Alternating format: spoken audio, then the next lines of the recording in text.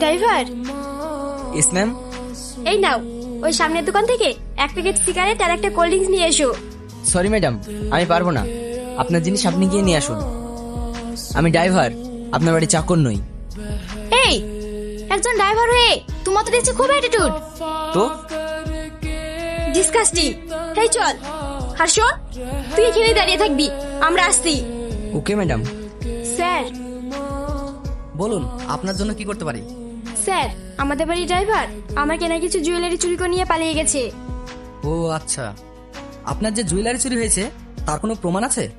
হ্যাঁ আছে, আর এটা আমাদের বাড়ির ড্রাইভারের ছবি। নাম কি? সেলিম। বাড়ি কোথায়? রায়পুর। হাসি, তুই ড্রাইভারটার নামে জুয়েলারি চুরি করার কমপ্লেন করলি, ওকে সত্যি সত্যি জুয়েলারি চুরি করে পালিয়েছে? না, ও ছুটি নিয়ে বাড়ি গিয়েছে। এই সুযোগে আমাকে অপমান করার প্রতিশোধ নেবার জন্য ও নামে মিথ্যা মামলা করে দিলাম। এবার বুঝুক ছেলা। বাড়িতে কেউ আছেন? এ কি স্যার, আপনারা? আপনার ছেলে সেলিম কোথায়?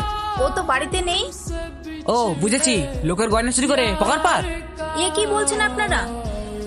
হ্যাঁ, ও ঠিকই বলেছে। যে বাড়িতে কাজ করে খাচ্ছে আর সেই বাড়িতেই চুরি। আপনাদের কোথাও ভুল হচ্ছে স্যার, আমার ছেলে চুরি করতে পারে না।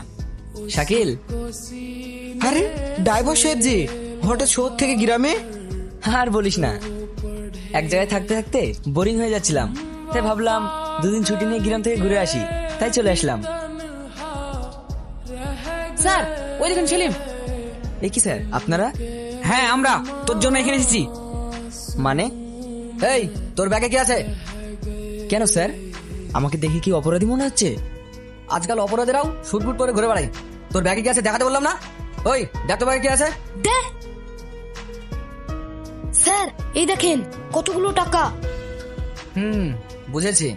ওই নিয়ে চল ওকে। কোথায় স্যার? শ্বশুর বাড়ি, চলো শোনা। হ্যালো হ্যালো, টনি বাবু, আমি থানা থেকে বলছি। কি হয়েছে স্যার?